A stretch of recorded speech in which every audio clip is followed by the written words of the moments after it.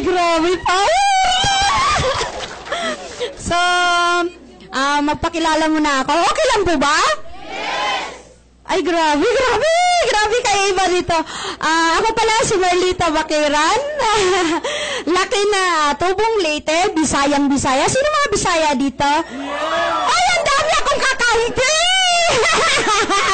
Bakit? Baluktot yung words ko. Pero okay lang, mayaman naman ako. Millionaire circle naman! So, 37 years old, may 3 anak, na dating magtitinda ng almusal. So, totoo yung sinabi ni Aprayan na dati akong magtitinda ng almusal bago ako na-involved sa M-Global. So, paano ako na-involved sa M-Global? May isang nag-i-invite sa akin na matandang tricycle driver. So, malaking pasalamat ko yon sa upline ko, nag-invite sa akin. Bakit? In-invite niya ako. Ang sabi niya sa akin, akong tutusin, hindi niya ako totaling in-invite. Ang invite niya talaga, yung kapitbahay ko. Ang sabi ko, kuya, bakit hindi ka na nagta-tricycle? Alam mo, sabi niya sa akin, hindi ka na kasi nagdinegosyo na ako. Anong negosyo mo, kuya? Pangpagwapa? So, sabi ko, anong negosyo ng matanda na to, pangpagwapa? Sabi ko, kuya, pwede bang ikwento mo sa akin? Sabi ko, sa nag-sponsor sa akin. Sabi niya, kung gusto mo, punta tayo sa office. Ay, sabi ko, kuya, ano ba yan? Pero may puhunan. Sabi niya sa akin, anong puhunan, kuya? 7,980. Sabi ko, wala akong pakialam sa 7,980 na sinabi niya. Tapos nagbilog-bilog siya sa lupa. Alam mo, sabi niya, alam mo yung lupa, yung buhangin na alikabok, kasi nagtitinda nga ako almusal. Alam mo, pag ikaw to, tapos may tao ka dito sa right, may tao ka dito sa left, may kita ka, is 2,500. So, sabi ko, wala akong pera 7,980. Pero, sino bang hindi gustong kumitang 2,500? Mama, sabi ko, kuya, baka pwede pagkatapos ko magtinda, pupunta tayo doon. Sabi niya,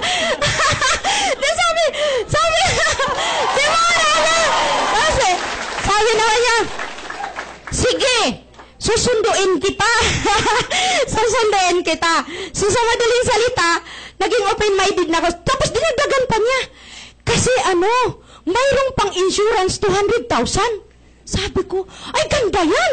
Kasi, hindi kasi, magtitinda akong almusal in more than 3 years, in case binangga ako, paano na mga pamilya ko? Diba? So yan, inaisip ko. Sabi ko talaga, ay, grabe.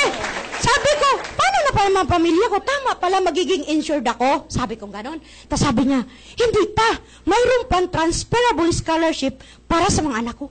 Tama, paano kung hindi ko na kaya magtitinda? Sabi ko, tapos 150 per day lang, makaipon kaya ako para mapaparal ko ang anak ng college? So naisip ko scholarship. Sabi ko, tama. Kuya, sama talaga ako dyan. Sabi niya, gusto mo bukas? Kuya, bakit bukas pa? Sabi ko ganun. Sige, mamaya susunduin kita. Sa madaling salita, sinundo ako.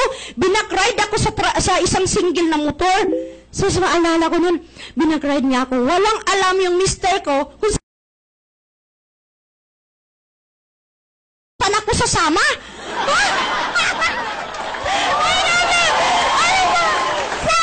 Sabi, sa madaling salita, wala mister ko, kausap ko yung tao na yun, matanda na. So, sabi ko sa mister ko, dumating, isusumundo na. Magbabakride ako sa motor. Sabi niya, saan ka pupunta? May pupuntahan kami doon, may seminar. Tapos sabi niya, saan? Ano niya, Green Hills, Hindi pa nga ako nakarating, unahan mo na ako. Sabi ko sa asawa ko. Tapos sabi niya, yan? Parehas lang. Bakit parehas? Wala pa nga akong pinaliwanag. Kasi masyadong nag-advance yung mister ko kasi may idea na pala siya sa ganitong negosyo. Ako is first time, wala ko talagang alam. Basta ang akin lang, naging open-minded lang ako. Sino ba namang hindi marunong mag-explain yung tao at sabihin kang 2.5 yung kitain mo. So yun, sabi, pumunta na ako dito. So sa madaling salita, yan, napaupo ako bandang gitna. Sabi na, makinig ka lang, pakinggan mo lang. Sabi ko, kuya, hindi na talaga akong makikinig, sabi ko. Kasi sabi niya, sabi niya pa niya, ilang years ka na dito? Sabi ko, 3 taon mahigit na kuya. Sabi niya, nakaipon ka na ba kahit kalahating milyon? Sabi ko, Ren, ang insulto ka talaga sa akin. Sino bang nagtitinda ng almusal, naglamba-lamba ka sa taba, na halos hindi ka makapagsuklay, na grabe ang itim-itim mo na sa gitna ng kalsada? Sabi ko, insulto ka talaga ginawa mo sa akin kuya, kasi sino magtitinda almusal kumita, nakapag-ipon daw ng kalahating milyon? Grabe ka naman kuya. Sabi ko, hindi, sapat ba nga sa akin yung kinikita ko 150 per day? Ano sabi niya, hindi, kasi doon, kumikita doon sila ng, alam mo ba doon, kumikita silang 1 milyon isang buwan. Ha? Sabi ko, totoo ba yan kuya? Gusto ko talaga titingnan yan. So madaling salita, nakarating na ako dito. Eto na, paano ko papatunayan sa mister ko na umatin ako seminar? Sabi ko, kuya, magagalit yung mister ko nito, gabi na. Sabi, ganito kuya, yung product mo, tanggalin mo yung laman, akin yung box. Kasi yun yung papatunay ko sa asawa ko. Sabi na, sa madaling salita, di umuwi na, gabi na. Siyempre, inisip ko, naku, pwede magsilis yung mister ko, matanda. Bakit papatol ba ako sa matanda? Sa isip-isip ko. Hindi sa malita niya, di umuwi na ako. Ayun na, pinakita ko, pa, maganda yung product. Di ba may puhunan yan? Sabi niya sa akin, oo, mayroon. Pero, maganda talaga, maganda siya pa. Sabi niya, saan ka kukapera? Sabi niya sa akin. Di sa madaling salita, parang kang binuhusan ng malamig na tubig na super excited ka. Sa madaling sabi ko, grabe naman to, sabi ko. Kaya nga ako isang gunit ko to sa'yo kasi gusto natin pagtutulungan. Sabi ko ganun, tapos hindi mo ako suportahan. Sa madaling salita talaga, hindi ako makatulog. Grabe! Ano ba yung bilog-bilog na yan? Sabi ko, yung 1515 talaga. So sa madaling salita kasi ayaw ng mister ko, alam mo, ako yung isang babaeng walang-wala, nag-umpisa sa walang-wala, pero mayroon akong lakas ng loob. Kasi ganito, lumaki kami sa hirap, ano pa ba yung pwedeng magsalita sa akin kahit sino na pwede kang yumaman, kundi yung tao lang na matanda? Diba? Sabi ko, hindi, marami nagpakatotoo doon. Sabi ko, so sa madaling salita, sabi ko, ayaw talaga ng mister ko. Sa madaling salita, pagkatapos ko nagluto ako ng madaling araw, 1:00 pa lang gising na ako para magluto. 4:00 nakapag-display na ako sa kalsada. Sabi ko, Lord, pag maaga to maubos yung paninda ko, mamaya, mangutang talaga ako. Sabi ko, alam mo, sabi ko, di, natulog, lumulutang kasi ako dun sa 1515. Alam mo din, salita na, ito na. Sabi ko na doon, sabi ko, Lord, gumising na ako, Lord, kung saan mo ako dadalhin, doon ako makakalapit ng tulong. Di sabi na, tinumbo ko, pag street sa amin, tinumbo ko yung tindahan sa harap namin. Alam mo, sabi ko sa kanya, Kuya, may nagpapautang ka ba? May kilala ka bang nagpapautang ng 5-6? Sabi niya, oo, mayroon, Bombay, 10% lang. Magtinda ka lang ng merienda sa hapon. Kuya, mamatay na ako, hindi ko na kaya. Sabi ko, pero paano kita garanturan kung hindi ka makilala na nagtitinda ka ng merienda sa hapon? Sabi ko, hindi. Sabi sa pwede mo, 10% lang yun, sabi niya sa akin. Kuya, pwede ba? Sabagay, may motor ka, pwedeng igarantor yan. Ako, patay, papagalitan ako sa asawa ko nito. Sabi ko, ganun. Di, sabi niya, tinanong niya ako, doon ako kasi nagkamali. Kasi ano bang gagawin mo? Kuya, may negosyo kasi akong gustong buksan. Sabi niya, ano yun? Maganda, kasi food supplement. At maraming tao ngayon sa akin, hindi yan uso, hindi yan maganda. Sabi niya sa akin, naku, patay, mali. Sabi ko, alam mo yung para kang, feeling mo ano? Sabi ko naman, buti may dumating na customer. Sabi ko, ay, mali. Sabi ko, Lord, kung saan mo ako dadalhin, doon ako makahintulong. Punta na naman ako sa isang tindahan. Pagdating doon, ate, magtanong ako, mayroon ka bang kakilalang nagpapautang ng 5-6? Sabi niya, bakit? Kasi yung sing-sing ng mister ko, ang tagal ng nakasanla, puro tubo lang. Sabi ko gano'n, baka pwede na lang ako sa iyo mangutang. Tapos araw-araw ko na lang hulugan. Sabi niya, ganun ba? Magkano naman? Ano kasi yun 8,000. Mayroong pang tubo, 9,000 na lang. Pwede ba 9,000? Sabi niya, alam mo yung ganun? Sabi niya, ganun ba? So, pwede ba? Paano ba yan? Pwede ba siyang 1 month? Oo, pag 1 month, malaki-laki. Pero 10% lang, sabi niya sa akin. Sabi ko, paano kung mag-renew? Hindi pa ako na renew na daw ako. Sabi niya, pwede. So, pwede pa bang gawin nating 60 days? Sabi ko ganun. Pwede. Oh, sige, ako na dyan. Sabi ba niya sa akin, bakit hindi mo saradahong 10? Ay, grabe pala talaga ako lumuto. Sabi ko, grabe, Lord, dahil sagot mo na talaga ito. Sabi ko talaga, alam mo yung feeling na wala akong pakialam kung kahit sino magdi-discourage kasi sinagot na ni Lord yung panalangin ko. Doon time na lang, sabi ko sa mister ko, buti pa ibang tao may tiwala sa akin. bukas may pera na ako. Sabi niya, pag hindi mo ako suportahan, walang problema sa akin, pero nangutang ako, hindi ibig sabihin magpatulong ako sa'yo magbayad. Kasi mayroon akong produkto na pwede kong ibenta. Sabi ko gano'n sa amin. Alam mo, sagot ng mister ko, Ama, pag ibigay yung pera mo bukas, huwag ka mag-bis ng maganda, ha? Ha? Sabi ko, bakit? May dadala kang pera, eh. So parang, pag hindi ka pala sanay na humawak ng malaking pera, parang iniisip ng kapwa nating kasama na mamaya, mahablot yung pera or mga anon mag-isip. So sabi ko, office yun, office aircon yun, hindi pwede. Sabi ko, ganon. Alam naman para akong namalingki. Sabi ko pa naman ganon. Sabi niya, oh sige, sinong kasama mo? Di siyempre, yung nag-invite sa akin kasi siya yung tutulong doon. Sige, sabi niya, ito na. Tapos ganun din tanghali pa lang. Pumunta na ako doon kanila Aprayan kasi sila kasama ko doon. Papunta na dito. Just, ito na. Pag uwi na, pa, di ba may high blood ka? Ito. Di ba may eczema ka? Ito, inumin mo. Sabi ko, alam mo, sabi rin salita, sabi ko sa mister ko, kung hindi mo ako susuportahan, wag ka na lang magsilita, malaking suporta na sa akin. Malaking suporta na. Wag mo lang akong kontrahin, pero alam nyo, ngayon buang na buang ang mister ko sa Global. Diba? So, siya yung karamay ko sa tagumpay ko sa Global. So, although, experience ko naman sa Global, bukod pa doon, yung naka-experience akong wala ng pamasahe, nagutom, napuyat. Totoo yung sinabi sa training na papower ka, grabe, payaman, pero nanglalambot ka na kasi wala pang almusal.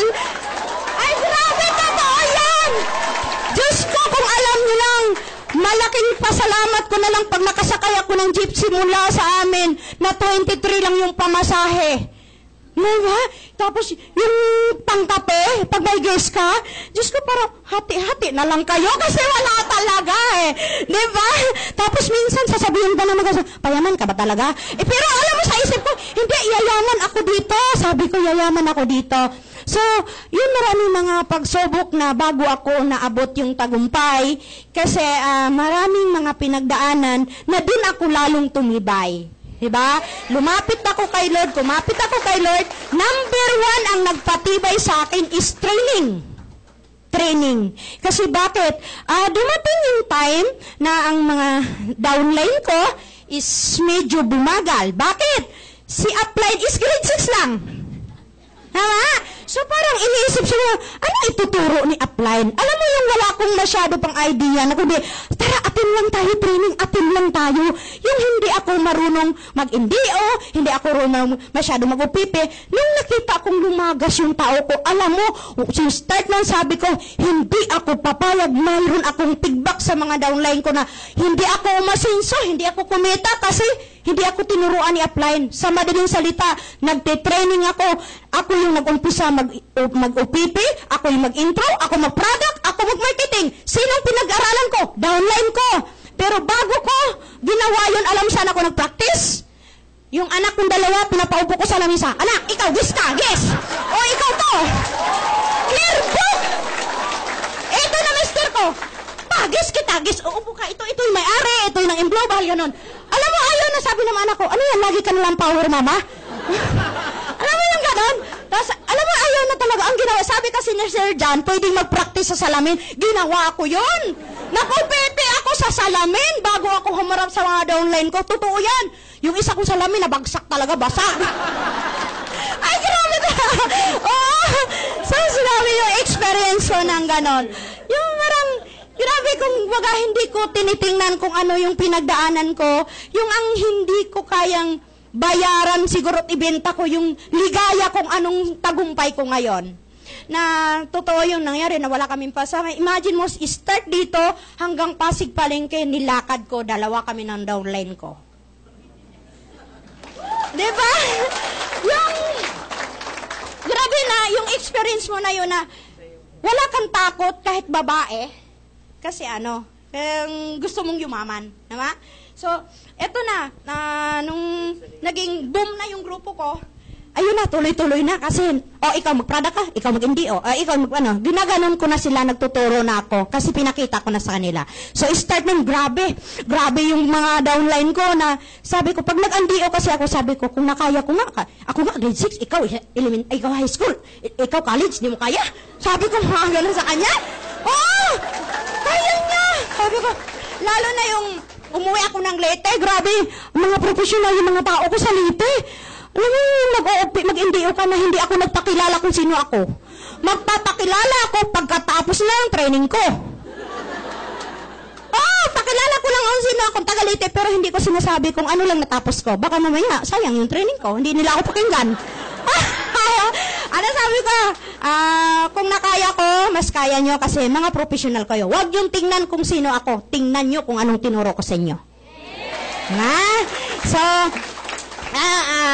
yun ang masarap na mga pinagdaanan ko kasi doon tumatamis at doon ako lumago, doon ako tumibay sa mga pinagdaanan ko bago ko naabot yung success. So, tip ko lang sa inyo, wag lang talagang tumigil kahit anong mangyari. Laliman nyo ang dahilan nyo. Kasi pag tumigil ka, na napuyat ka lang, nagutom ka, at yung duda mo, lalong papabayaan mo, walang magyayari sa inyo. Number 1 dito, hindi kalaban mong kapitbahay, kamag-anak, kakilala, asawa, anak. Ang mahirap ditong hindi nag-success, kinalaban ang sarili. Diba? So, yun ang akin talaga kung bakit ako umabot sa gantong tagumpay. So, yun yung number 1 na tip ko. Lalo sa mga gusto namang umasinso na mas mabilis, the best kung naka-multiple heads. Kasi ganito lang. Kung ako dati, in-explainan ako ng 7 heads, siguro mas mabilis akong umasinso. Bakit? Alam ko na multiply. So, dahil talagang sino ba naman mag-i-explain sa akin ng 7 heads, wala na yung So, yun lang yung i-share ko sa inyo. So, good morning, Enmerlita Baqueran.